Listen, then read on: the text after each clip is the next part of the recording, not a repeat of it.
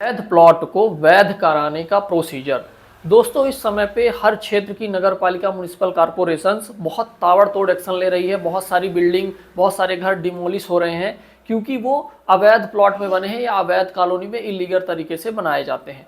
अब कई बार ऐसा होता है कि आपने कोई प्लॉट खरीदा और आपको पता ही नहीं था कि ये कॉलोनी इलीगल कॉलोनी थी, तो अब आपने वहाँ प्लॉट खरीद लिया तो आपका प्लॉट भी इलीगल प्लॉट हो गया।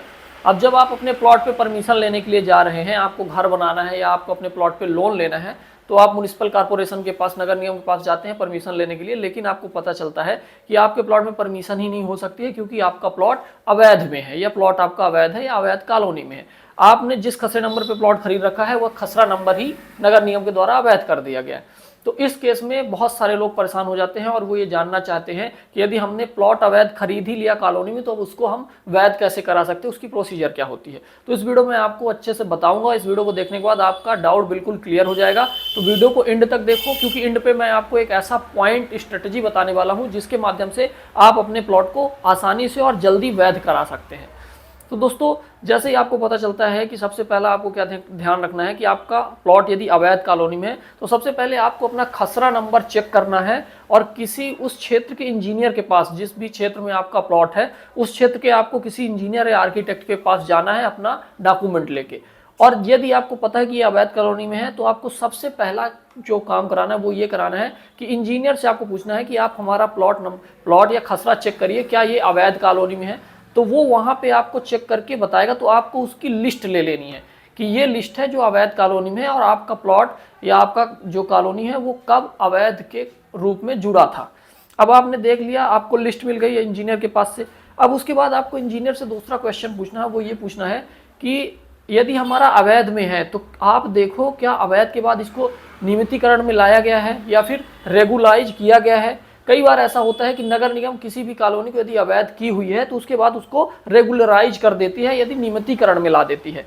तो आपको इंजीनियर से दूसरा ये क्वेश्चन पूछना है कि हमारा खसरा नंबर देखो आप, क्या रेगुलराइज कॉलोनी में आ चुका है, नियमितीकरण में आ चुका है। यदि नियमितीकरण की लिस्ट में आपका खसरा आ चुका है मतलब अब आपको परमिशन आपके प्लॉट पे घर बनाने की मिल जाएगी, आसानी से मिल जाएगी। अब आपको उसके बाद क्या चेक करना है। फॉर एग्जांपल, यदि आपका प्लॉट नियमितीकरण में आया ही नहीं है तो उसकी प्रोसीजर क्या है। यदि नियमितीकरण में आ गया है तो पहले इसकी प्रोसीजर बता देता हूं और नहीं आया है तो फिर कैसे कराना है उसकी भी बता देता हूं।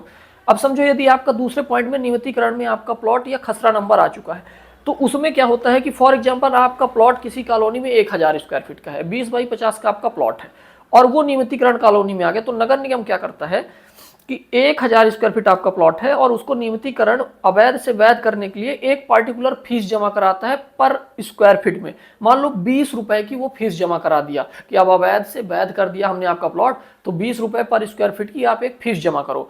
तो नियमितीकरण के बाद तीसरा पॉइंट आता है, आपको अपने प्लॉट में डिमांड नोट जनरेट करानी है। मतलब जो अवैध से वैध के बीच का प्रोसीजर होता है वो कराना है। तो डिमांड नोट कैसे जनरेट होती है, मान लो 20 रुपए नगर निगम ने रेट सेट करता है नगर निगम, वो आपको इंजीनियर ही बता देगा। इंजीनियर से आप पूछोगे तो नियमितीकरण में आ गया है तो कितने रुपए पर स्क्वायर फीट के हिसाब से नगर निगम ने रेट सेट किया है। तो 20 रुपए यदि सेट किया है नगर निगम ने तो आपका 1000 स्क्वायर फीट का प्लॉट है और 20 रुपए रेट है तो 20,000 रुपए आपकी क्या बन गई, डिमांड नोट बन गई। ये 20,000 रुपए में 50% जनरली नगर निगम जमा करता है।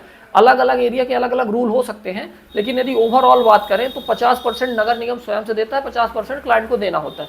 तो 20,000 में 10,000 तो नगर निगम जमा कर दिया और 10,000 आपको जमा करना है। तो ये 10,000 रुपए आप इंजीनियर के माध्यम से नगर निगम में जमा करते हैं और आपको एक डिमांड नोट की पूरी कॉपी पेपर मिल जाता है।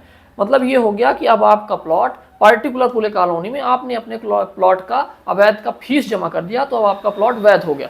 फिर यही डिमांड नोट और जो आपकी फीस मिली है इसी के माध्यम से अब आपकी आगे परमिशन की फाइल लग जाती है। और परमिशन आगे कैसे करानी है उसकी प्रोसीजर के लिए हमने वीडियो बना रखा है। नगर निगम की इस तरह की परमिशन के लिए आप हमें संपर्क भी कर सकते हैं, कहीं से भी आपका प्लॉट है हम परमिशन कराते हैं, ऑल ओवर इंडिया हम वर्क कर रहे हैं। अब दूसरा, ये तो पहला हो गया यदि आपका नियमितीकरण में आ गया, लेकिन दूसरा केस है अभी आपका नियमितीकरण में भी नहीं आया, रेगुलराइज भी नहीं हुआ है, तो अब आपको क्या करना है। तो समझो किसी एक बड़ी कॉलोनी में आपने एक प्लॉट ले रखा है, इसी तरह की समस्या और भी लोगों को, प्लॉट वालों को होती है जो उन्होंने प्लॉट ले रखा है। तो इस तरह के आप कम से कम 5 से 10 लोगों को ढूंढिए जिनको उस कॉलोनी पे जिन्होंने प्लॉट ले रखा उनका अवैध है, उनको भी वैध कराना है। तो कम से कम 5 से 10 लोग आप हो जाइए, एक टीम बनाइए उसके बाद आपको अपने क्षेत्र के जो नगर निगम के कमिश्नर हैं या फिर नगर निगम के जो उपयंत्री हैं उनसे जाके मुलाकात करनी है। उनसे आपको ये बात करनी है कि हमारी ये कॉलोनी थी, अवैध में थी, लेकिन वहाँ पे अब धीरे धीरे आवासीय निर्माण हो रहा है, घर बन चुके हैं, कई घर बन रहे हैं और लोग बनाना चाहते हैं। उपयंत्री के पास आप ये रखेंगे कि हम 10 लोग 20 लोग इस तरह से है कि हमें घर बनाना है, हमें निर्माण कराना है, हमें अनुमति लेनी है, तो अवैध से हमारा प्लॉट वैध में किया जाए या फिर नियमितीकरण में किया जाए। तो जब आप उस अधिकारी से मिलेंगे और वो उनको पता चलेगा कि भाई यहाँ पे तेजी से रेसिडेंशियल निर्माण बढ़ रहा है या कॉमर्शियल निर्माण बढ़ रहा है, तो अवैध से वैध की प्रोसीजर को वो जल्दी करते हैं।